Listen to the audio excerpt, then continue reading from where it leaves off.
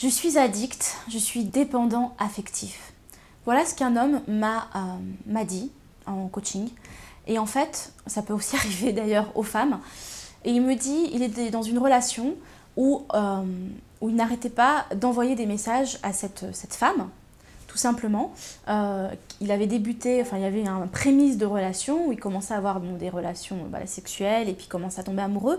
Et cette femme ne lui répondait plus. En fait, il n'avait plus de réponse. Il lui a envoyé un message, 2 messages, 3 messages. Pour lui, il commençait à tomber amoureux. Il s'est dit, ok, ça, je peux vivre une belle histoire avec cette femme, mais elle ne me répond plus. Et en fait, ça a créé chez lui une sorte de dépendance affective, une dépendance émotionnelle. Il ne pensait qu'à cette femme, il n'attendait que ses messages, et il ne vivait finalement plus qu'à travers cette pseudo-relation. Et finalement, ça l'a déboussolé émotionnellement, en fait. Et ce que je lui ai répondu, c'est, écoute, cette femme, en l'occurrence, sortait d'un divorce. Donc ça, c'est important. Une personne qui sort d'une relation amoureuse, qui sort d'une rupture, etc., c'est quand même difficile pour elle d'enchaîner, enfin c'est rare quand même d'enchaîner comme ça, d'être disponible pour une nouvelle relation, cœur ouvert, réceptive, etc. Donc déjà, moi, je lui ai dit, ok, fais attention parce que généralement, quand on sort d'une rupture, il y a un moment un petit peu où il y a une phase de... tu peux être le médicament finalement pour réparer cette rupture. Donc voilà, déjà faire attention un petit peu au contexte. Et puis, surtout ne pas rentrer dans cette dépendance affective parce que là, c'est l'horreur.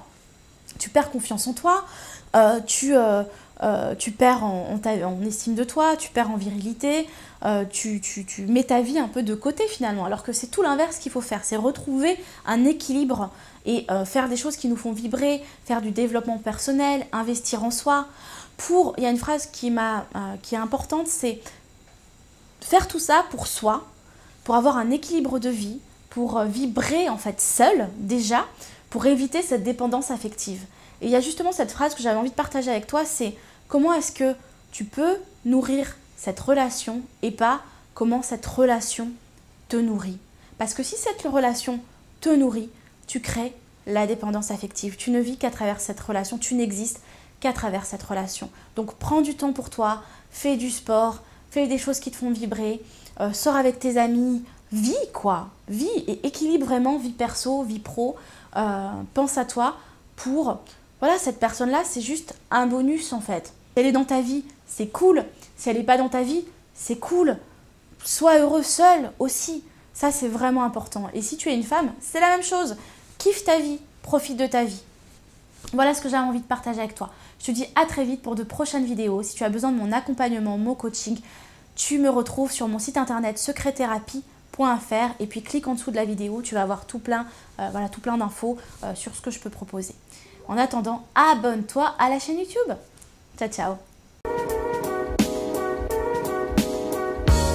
Si vous n'êtes pas abonné, abonnez-vous dès maintenant pour recevoir tous les astuces et les conseils pour vivre pleinement votre sexualité et votre couple.